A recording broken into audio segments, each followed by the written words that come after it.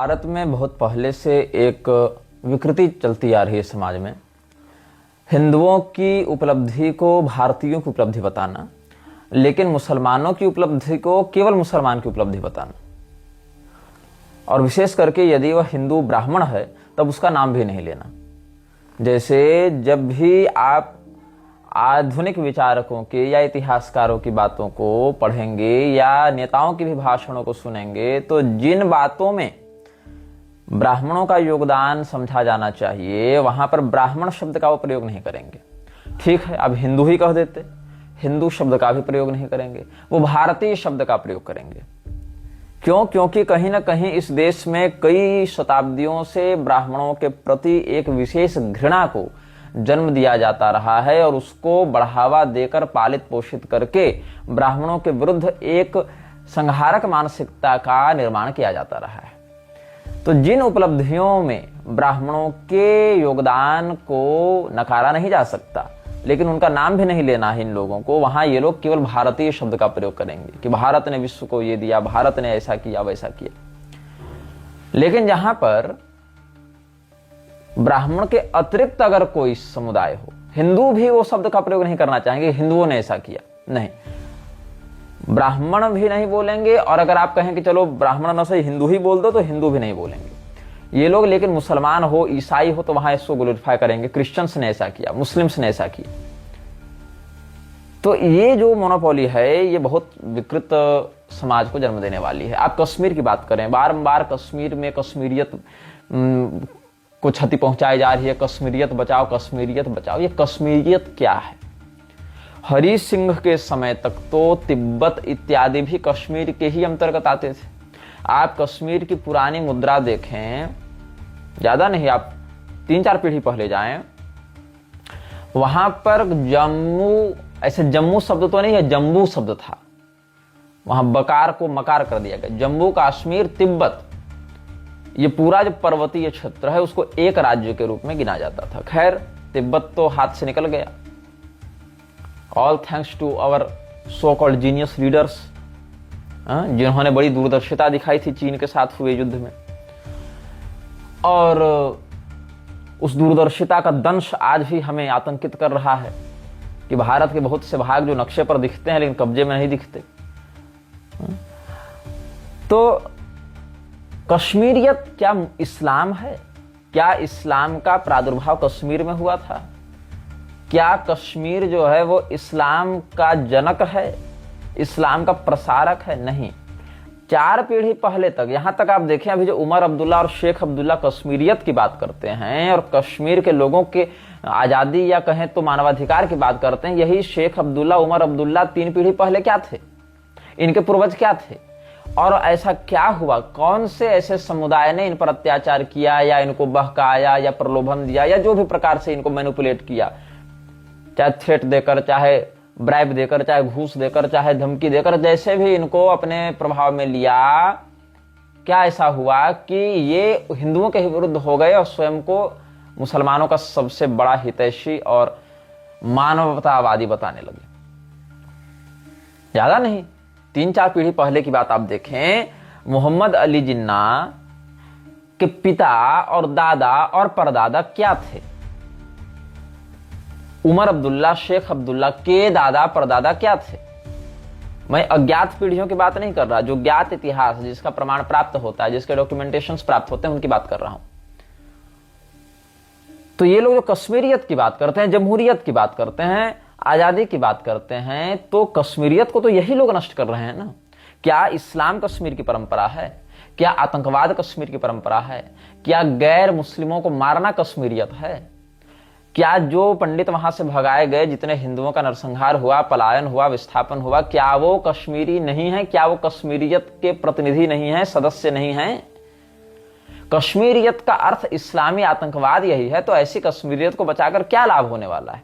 ऐसी कश्मीरियत के पोषण से आप कौन से उच्च समाज का निर्माण करने की इच्छा रखते हैं?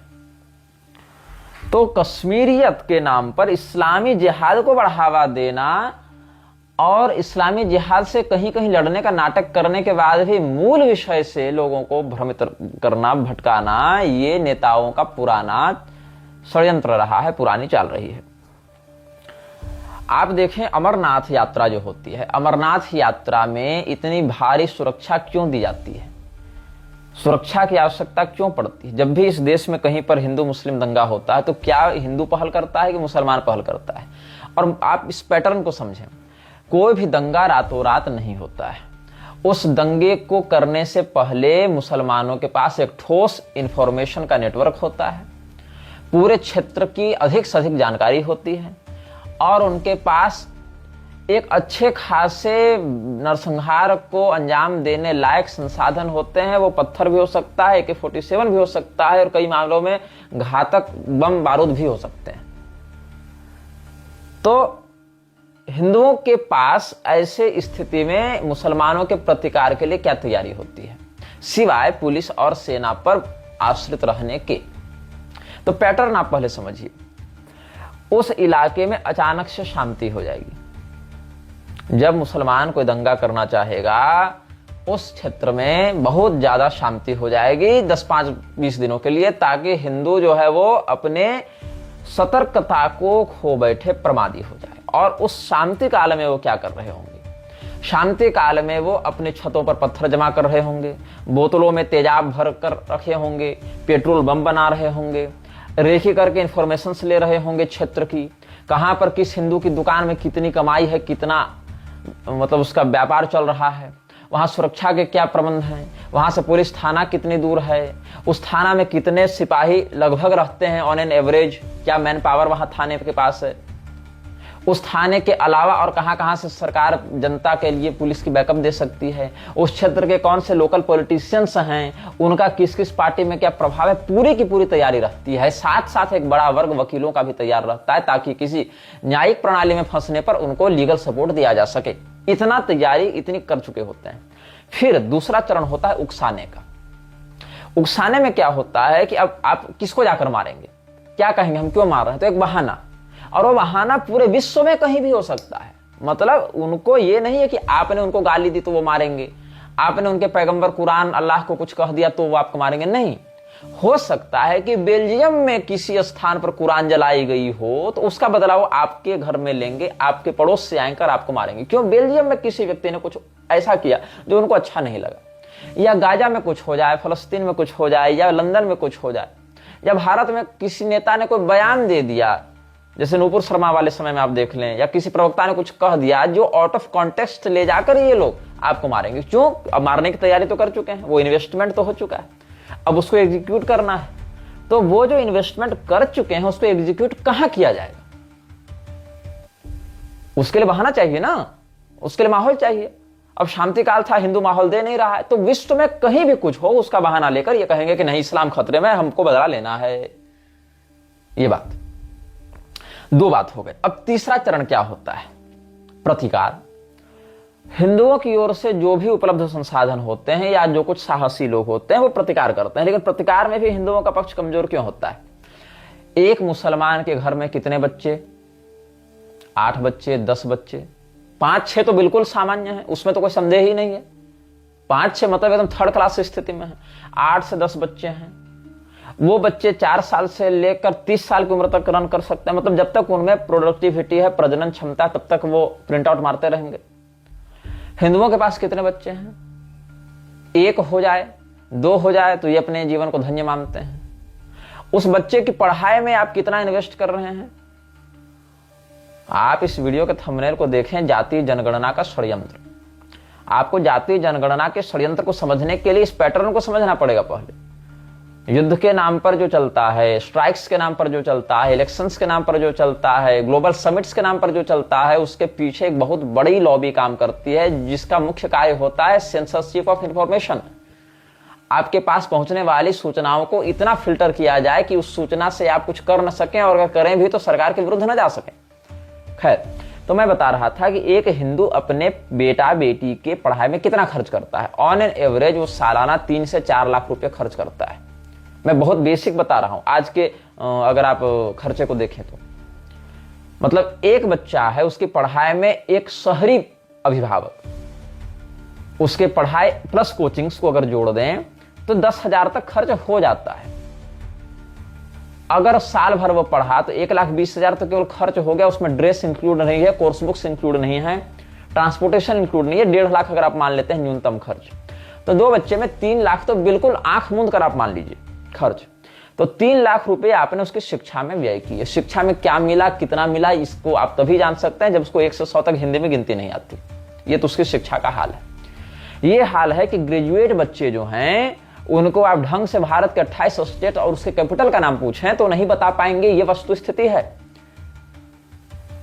भारत के राज्य या उसकी संख्या तो कुछ ऊपर नीचे होती है, जैसे अभी जम्मू कश्मीर, लद्दाख, ये सब अलग अलग टेरिटरी बांटे गए हैं, चलो ठीक है, अपडेटेड इंफॉर्मेशन नहीं है। आप 5 साल बैक का ही इंफॉर्मेशन बता दें कि भारत में कितने राज्य और उनकी क्या राजधानी है, नहीं बता पाएंगे। वो ग्रेजुएट लेवल के, मास्टर्स लेवल के नहीं बता पाएंगे। क्यों? They are not educated. उनको शिक्षा नहीं दी जा रही है। उनको एक कागज पकड़ाया जा रहा है कि हाँ आपने ये पास कर लिया। और इसके पीछे भी 2 लॉबी काम करती है। पहला जो एजुकेशनल माफिया है वो ये कहता है कि 8 क्लास तक किसी बच्चे को हम फेल ही नहीं करेंगे। उस बच्चे को लगता है कि हम लिखें चाहे ना लिखें, पढ़ें चाहे ना पढ़ें, हमारा प्रमोशन होता जा रहा है, मेरे क्लास जंप होते जा रहे हैं। जो सिंसियर विद्यार्थी नहीं है, जो सिंसियर स्टूडेंट्स नहीं है, मैं केवल आधुनिक शिक्षा व्यवस्था की बात कर रहा हूं। अभी शास्त्रीय वाले विषय पर नहीं चल रहा हूं। हिंदू को शास्त्रीय बनने में बहुत समय लगेगा। अभी तो केवल उसकी बात कर रहा हूं जो उपलब्ध है, जो होगा उसकी नहीं, जो है पहले उसकी बात कर रहा हूं। अभी मैं एक नागरिक के रूप में मात्र देख रहा हूं। तो हिंदू क्या करता है, अपने बच्चे को पढ़ाने में 3 लाख 4 लाख 2 बच्चे अगर मान लें, और कई मामलों में तो एक बच्चे में भी अगर कुछ ज्यादा ही ब्रांडेड और फैंसी स्कूलिंग अगर आप उसको दे रहे हैं, वैनिटी स्कूल्स में भेज रहे हैं, तो 10 लाख भी जा सकता है उसका खर्च। मतलब बहुत सारे ऐसे स्कूल्स हैं जहां पर आपको नर्सरी इत्यादि के फीस ही 2.5 लाख 3 लाख रुपए साल में जाएंगे। तो आप मान लीजिए कि उसका 8-10 में कितना हो जाएगा खर्च।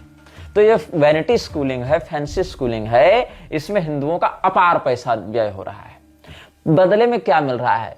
Not even the basic information of your culture, of your country, of your politician. आपके नेताओं के विषय में बेसिक जानकारी उसको नहीं है कि जो नेता नियम बना रहे हैं वो नेता हैं क्या, स्वयं में उनकी क्या काबिलियत है।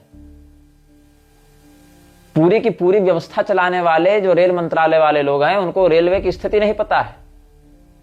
जो रक्षा मंत्री उनको रक्षा की स्थिति नहीं पता है। जो शिक्षा मंत्री है उसकी शैक्षणिक योग्यता की कोई बात नहीं है कि उसकी न्यूनतम अर्हता क्या होनी चाहिए। शिक्षा मंत्री बनने के लिए क्या योग्यता चाहिए? By hook and crook you win an election and get an influenced post on your party, and the party chief tells the prime minister to give you a post in cabinet and elect or select you as the educational minister. तो education minister बनने के लिए आपकी यही योग्यता है कि आप एक इलेक्शन जीत जाएं, चाहे जैसे जीते, पार्टी में आपका प्रभाव हो, प्रधानमंत्री के माध्यम से आपकी पार्टी के अध्यक्ष आपको शिक्षा मंत्री बनवा दें, चाहे आप अंगूठा छाप भी क्यों ना हो। तो आपको शिक्षा का महत्व नहीं पता होगा। आपको शिक्षा से होने वाले परिणाम और दुष्परिणाम के बारे में नहीं पता होगा। आपको वह पोस्ट केवल पैसा कमाने का एक माध्यम समझ में आएगी। इसीलिए इतने सालों तक रात दिन एक करके जो परीक्षा के लिए मेहनत करते हैं, ऐसे बच्चे पेपर लीक होने के कारण अपने जीवन के सालों साल नष्ट करते रहते हैं। मैंने देखा है ऐसे बच्चों को जिनमें वह प्रतिभा थी कि अगर वो डाइवर्सिटी में विश्वास करते, अपने जीवन की अलग अलग क्षेत्रों में आजीविका की संभावनाओं को खोजते, तो वो बहुत कुछ कर सकते थे भौतिक दृष्टिकोण से भी। लेकिन वो ऐसा नहीं कर पा रहे हैं। क्यों? क्योंकि उनको कहीं ना कहीं ये महत्वाकांक्षा कि मैं सरकारी नौकरी ही लेनी है, और सरकारी नौकरी की हालत ये देख लीजिए।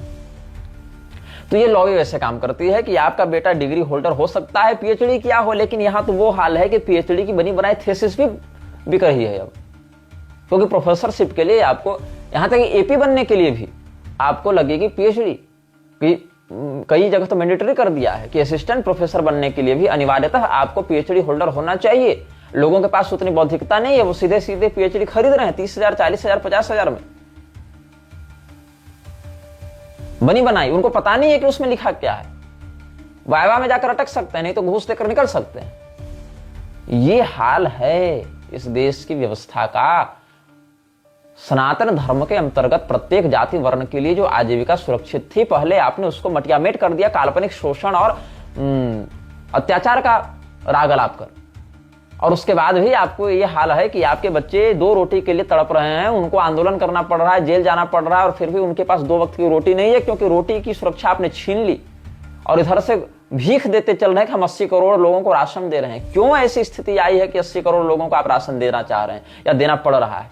और क्या वो 80 करोड़ लोग बीमार हैं, विकलांग हैं, पागल हैं, बूढ़े हैं, कमा नहीं सकते? वो कमा सकते हैं, आप उनको कमाने का अवसर नहीं दे रहे। आप उनको बैठकर खिलाकर उनको एक लायबिलिटी बना रहे हैं जो इस देश के लिए एक एसेट बन सकते थे। आप उनको संपदा के स्थान पर एक बोझ बनाकर रखे हुए हैं इस देश पर, जिनके सारे कम से कम मैन पावर का ही प्रयोग करके आप इस देश को विकसित करके उनको भी परिश्रम से अर्जित अन्न का आप हक दे सकते थे, अधिकार दे सकते थे। आप उनको नशेड़ी बना रहे हैं, आप उनको ड्रग एडिक्ट बना रहे हैं, आप उनको क्रिमिनल बना रहे हैं, आप उनको बौद्धिक और शारीरिक रूप से अक्षम और कुंठित बना रहे हैं, और फिर आप गर्व से कहते हैं कि हम इतने करोड़ लोगों को भोजन दे रहे हैं, राशन दे रहे हैं।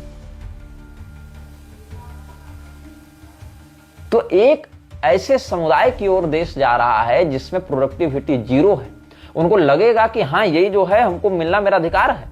और वो पैसा कहां से आ रहा है? टैक्स पेयर्स के पैसे से आ रहा है। वो जो अनाज आ रहा है, वो जो सब्सिडीज आ रही है, वो कहां से आ रही है? टैक्स पेयर्स के पैसे से आ रही है।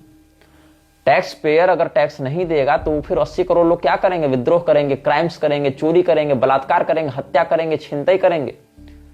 तब आपके पास नागरिक सुरक्षा के लिए क्या योजना है? कुछ नहीं।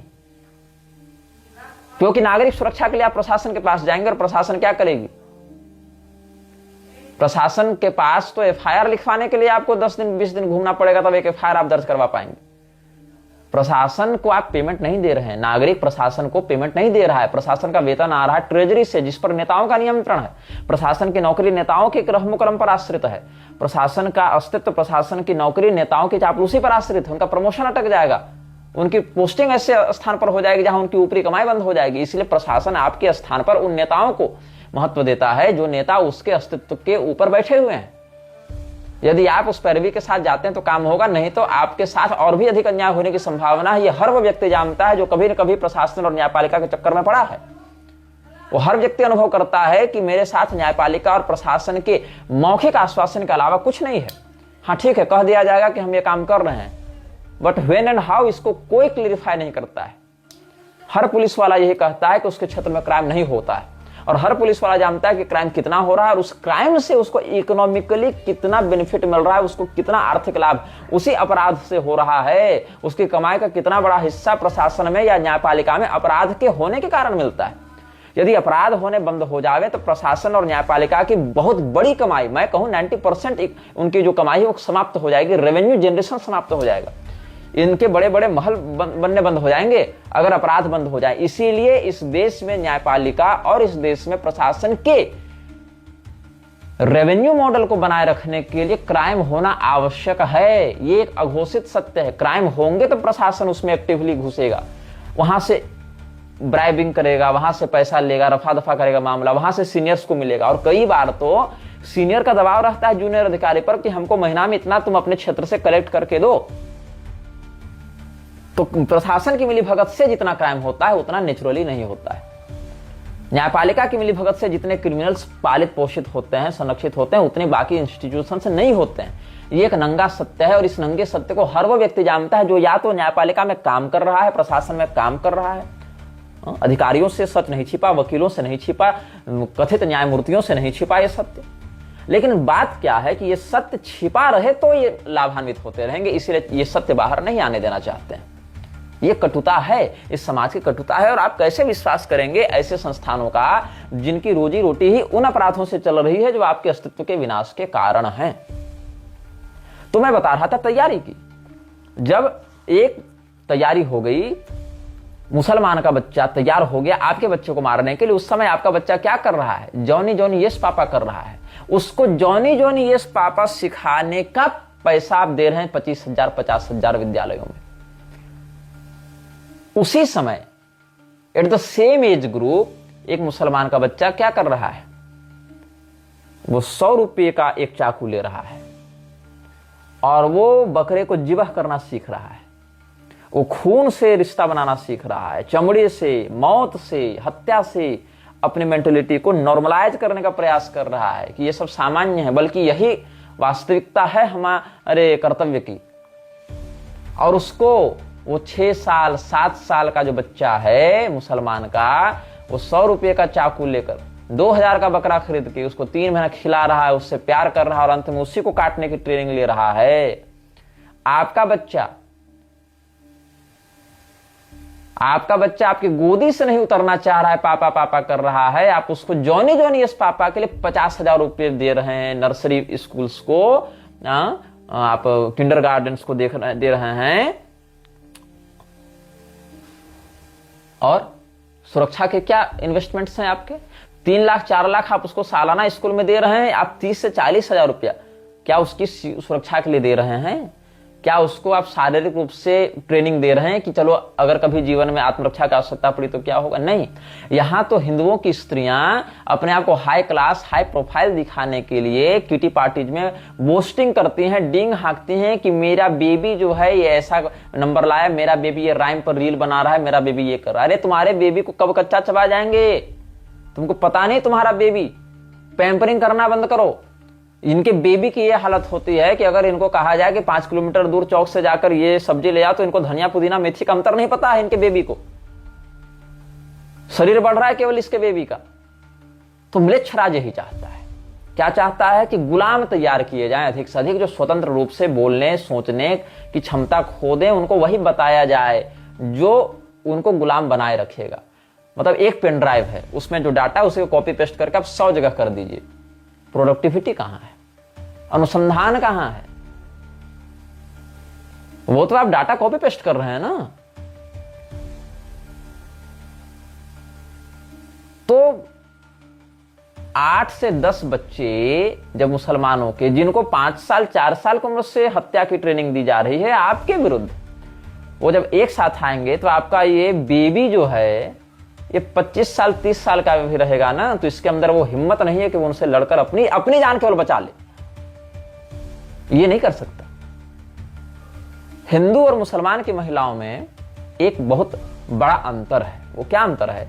अगर सड़क पर कोई मारपीट की स्थिति हो गई है, सड़क पर यदि कोई ऐसी स्थिति आ गई हिंदू मुसलमान वाली, तो मुसलमान की महिलाएं अपने पति, अपने भाई, अपने बेटे, अपने देवर, सबको, और कई बार तो स्वयं भी हथियार लेकर बाहर निकल जाएंगे, चाहे उनके हाथ में एक छोटा सा ब्लेड ही क्यों ना हो। देखिए, हत्या या रक्षा हथियार से नहीं नीयत से होती है। उनमें वो भावना होनी चाहिए।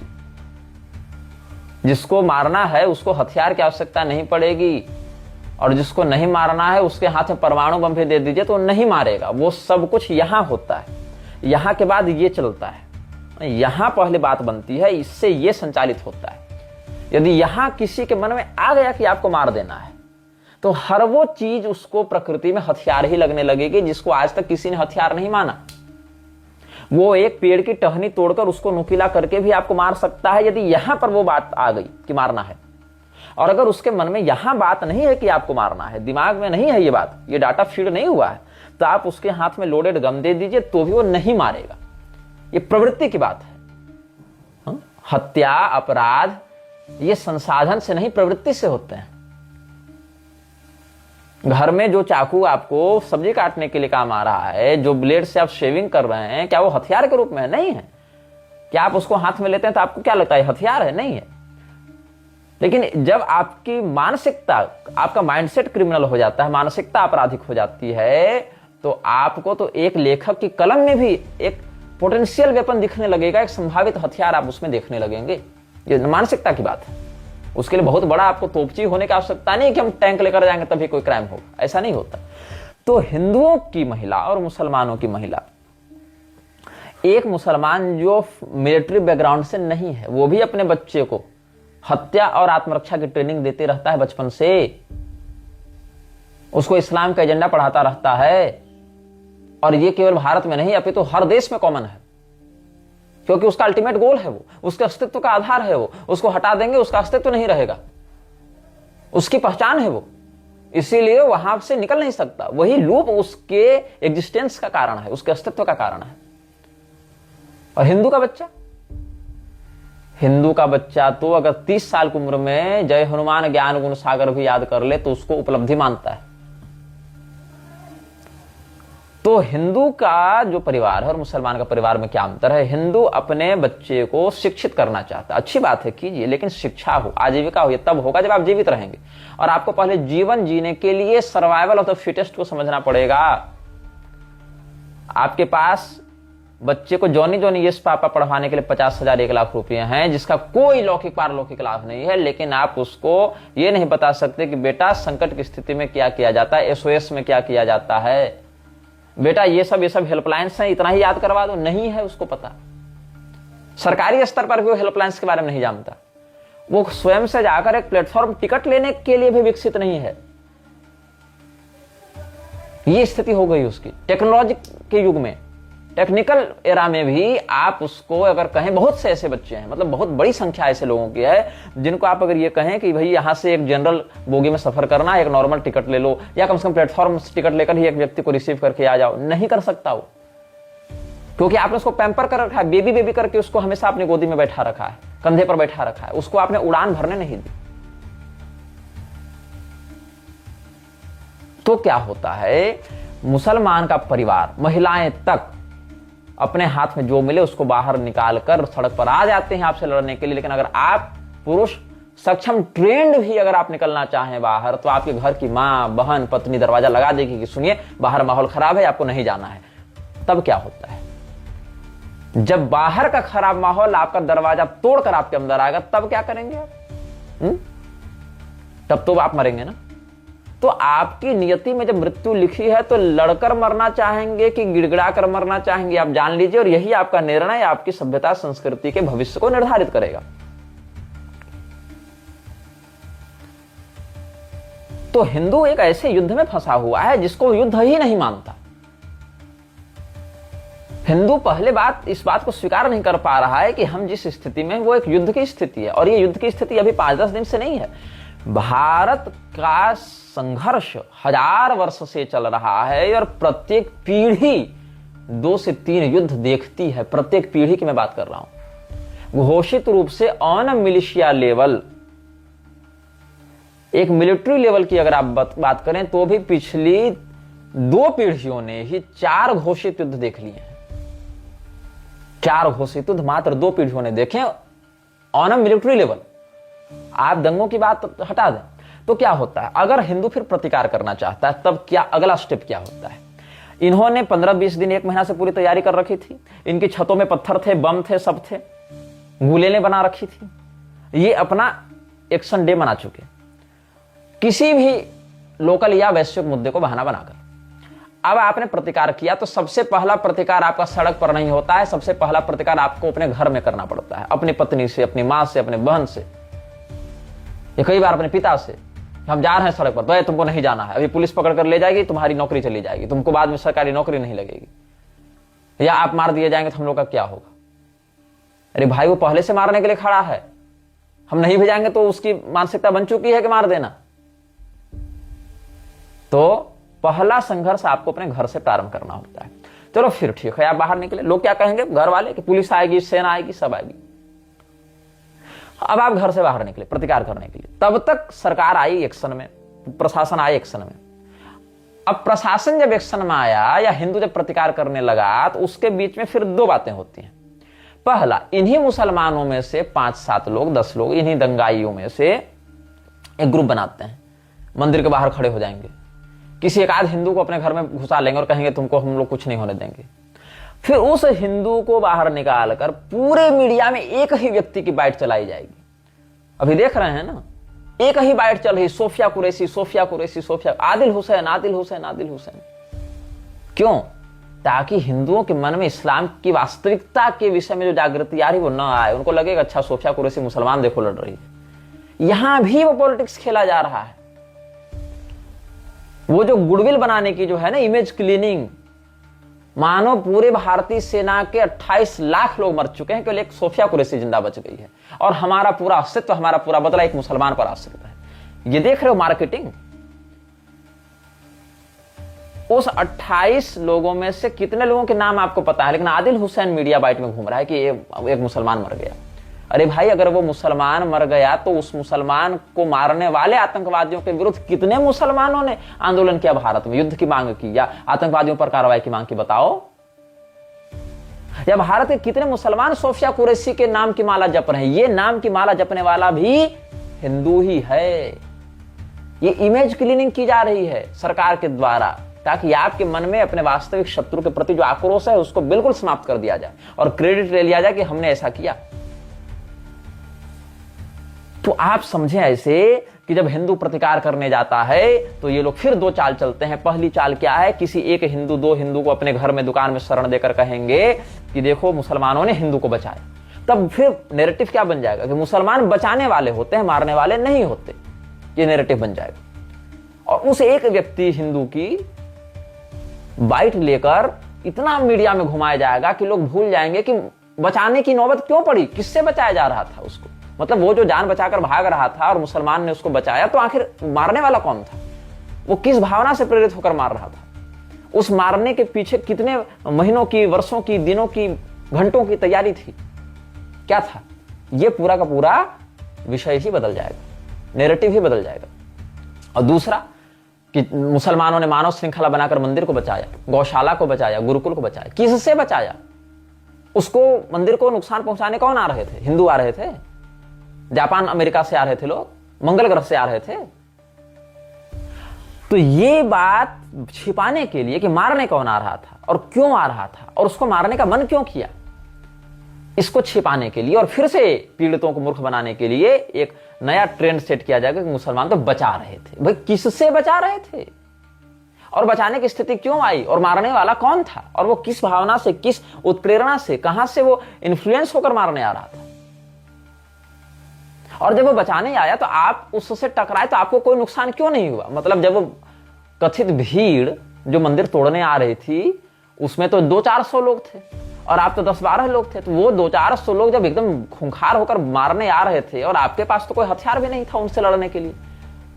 जो मुसलमान मंदिर बचा रहे थे उनके हाथ में क्या तलवारें थी, क्या उनके हाथ में बम बारूद थे? आप लड़ने के लिए कैसे गए उनसे? तो वो ऐसा क्या हो गया कि वो 200-400 लोगों की भीड़ आई और आपको मारे बिना चली गई और आप बचा भी लिए? वाह! और धन्य रे हिंदू की मूर्खता कि ये इस बात को सच मान लेता है और कहता है कि हिंदू मुस्लिम भाई भाई। फिर तीसरा चरण क्या आता है? सरकार का हस्तक्षेप। अब प्रशासन एक्टिव होगा। प्रशासन एक्टिव होगा, सबसे पहले इंटरनेट बंद करेगा। क्यों? ताकि ये बताया जा सके कि हम अफवाहों से जनता को बचाना चाहते हैं, रूमर्स फैल रहे हैं। रूमर्स नहीं फैल रहे हैं, आप इंफॉर्मेशन को फिल्टर कर रहे हैं, सेंसर कर रहे हैं ताकि लोगों को वास्तविकता न पता चले।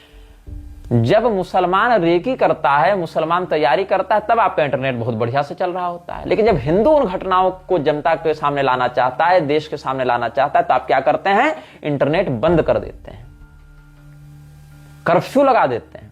मुसलमान तो अपने घर से निकलकर हिंदुओं को मार चुका। हिंदू जब जवाब देना चाहता है तब आप करते हैं कर्फ्यू कि हम अब दंगा नहीं होने देंगे। दंगा तो हो चुका, अब तो बात है हम प्रतिशोध लें।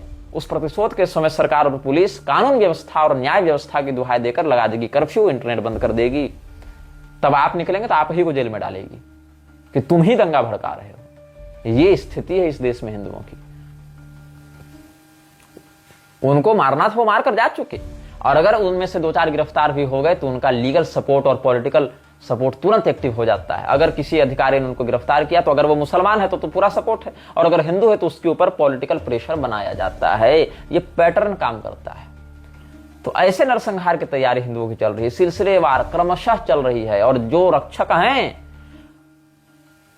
हिंदुओं के, जो हिंदुओं को इस प्रकार से संगठित करके कुछ करना चाहते हैं, उन रक्षकों को रासुका लगाकर, तो देशद्रोही बताकर, तो अफवाह उड़ाने वाला बताकर अवमानित किया जाता है। और जो भक्षक है उनको रक्षक बनाकर प्रस्तुत किया जाता है। जिनके कारण ये समस्या उत्पन्न होती है उन्हीं को समाधान बताकर प्रस्तुत किया जाता है। ये स्थिति, विकटता इस देश को निगलती जा रही है। सबसे पहले आपको वैचारिक रूप से प्रबुद्ध और स्पष्ट होना पड़ेगा कि आप जीवित हैं और आपके जीवन के ऊपर संकट क्या है, तो उस संकट का निवारण कैसे होगा। जब प्रशासन सड़क पर उतरती है, पुलिस उतरती है, प्रशासन उतरता है, तो मुसलमान उसको ये नहीं देखता कि मैं दंगाई हूं, मैं अपराधी हूं और ये कानून के रक्षक हैं, वो दृष्टिकोण ही नहीं रहता है। दृष्टिकोण ये रहता है कि मैं पैगंबर का सच्चा सिपाही हूं, मैं जिहाद करके जन्नत जाऊंगा और ये काफिर है, इसको मारने से हमको जन्नत मिलेगा। मात्र इतने ही मोनोपोली उसके अंदर रहती है। आप अपने बच्चे की पढ़ाई में 3 से 4 लाख रुपए इन्वेस्ट करते हैं हर साल। आप उस बच्चे की सुरक्षा के लिए क्या करते हैं? आपका बच्चा तो इस हालत में है कि आप उसको अगर आलू और चाकू दें तो भी वो आलू की सब्जी ठीक से नहीं काट पाएगा। वो अपनी रक्षा कैसे करेगा? जबकि मुसलमान का एक 8 साल का बच्चा पूरे के पूरे बकरे को काट सकता है, ये उसको ट्रेनिंग दी गई है। और हमेशा उसकी चाकू जब चलेगी तो बकरे की गर्दन नहीं होगी, वो आपके बेटे की गर्दन भी हो सकती है। तो इसको समझना आवश्यक है कि आप 3 से 4 लाख रुपया अगर अपने बच्चे के शिक्षा में हर साल दे सकते हैं, उसकी शादी में आप 50 लाख 1 करोड़ खर्चा कर सकते हैं, तो आप उसकी सुरक्षा के लिए भी 10-20 हजार 30 हजार साल में खर्चा कर सकते हैं। लेकिन आप नहीं करेंगे क्योंकि आपको शत्रुबोध नहीं है। और शत्रुबोध के अभाव वाला समाज कभी भी शत्रुओं से विजयी नहीं हो सकता, क्योंकि उसको पता ही नहीं कि हमको किस मोर्चे पर कितने समय तक किस विधि से लड़ना है। तो सबसे पहला जो चरण है वो है रेकी तैयारी, हथियारों का संग्रह। ये मुसलमान सबसे पहले करता है और तब करता है जब शांति काल होता है, हिंदुओं के मन में संदेह भी नहीं उठता। दूसरा चरण ये होता है इंटरनेशनल या लोकल किसी मुद्दे को उठाकर बहाना बनाकर अपने उस की गई तैयारी को प्रभावी रूप से लागू करना, हिंसा करना, आगजनी करना। तीसरा चरण ये होता है जब हिंदू प्रतिकार करना चाहता है तो उसी के घर वाले कहते हैं कि बाहर माहौल खराब है, नहीं निकलने देंगे। और अगर निकल जाता है तो क्या होता है? प्रशासन के द्वारा कर्फ्यू लगा दिया जाता है, इंटरनेट बंद कर दिया जाता है। साथ ही साथ मुसलमानों की मानव श्रृंखला ने इसको बचाया, मुसलमानों ने हिंदुओं को बचाया, इसकी एक विशेष बाइट लेकर पूरे मीडिया में एक नैरेटिव सेट करने के लिए चलाई जाती है, ताकि हिंदू के मन में जो आवेश था, जो वास्तविकता समझ रहा था, वहां से पूरा उसको मैनिपुलेट करके ब्रेन वॉश करके लाया जाए कि हाँ all is well, all is well, all is well. मुसलमान तो बचाने वाले होते हैं। और ये स्थिति हिंदू को पता नहीं कब समझ में आएगी। हिंदू पार्टी का गुलाम हो चुका है, मठों का। वो मठ भी किसके? पहले से पार्टी के गुलाम है ना। ये जो स्पिरिचुअल माफिया, जुडिशियल माफिया और जो पॉलिटिकल माफिया की जो गठजोड़ है, उसमें हम जैसे लोग रोज गाली सुनते हैं कि तुम संत निंदा करते हो, तुम तो निंदक हो, निंदकाचार्य लोग हमको कहते हैं। कोई बात नहीं, हमारे वक्तव्य और हमारे उद्देश्य का महत्व समाज समझेगा, लेकिन जिस समय समझेगा उस समय उसके गर्दन पर तलवार होगी और समझने के बाद वो कुछ करने लायक बचा नहीं होगा। इतिहास हमारे उद्देश्य को समझे या ना समझे, लेकिन अपने हिस्से का काम हम कर रहे हैं। और आगे के अनुभागों में जाति जनगणना को और अधिक स्पष्ट हम करेंगे कि कैसे इसके दुष्परिणाम होंगे और इसके पीछे की षड्यंत्र और योजना क्या है। ये श्रृंखला 3-4 एपिसोड तक और चलेगी जाति जनगणना वाले विषय पर। 2 एपिसोड तो हो ही चुके हैं इस विषय पर, 3 हो चुके हैं आज इस वाले को मिलाकर, और भी 2-3 एपिसोड तक ये विषय जाएगा। लेकिन आपको क्रमशः आपको पूरी स्थिति को समझाते हुए हम आगे मार्गदर्शन करने का प्रयास करेंगे। This video may get deleted soon.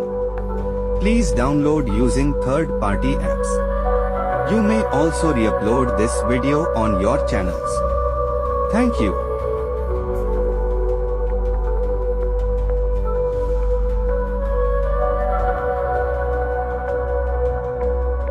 यह वीडियो जल्द ही हटा दिया जा सकता है। कृपया थर्ड पार्टी एप्स का उपयोग करके डाउनलोड करें। आप इस वीडियो को अपने चैनल पर फिर से अपलोड भी कर सकते हैं।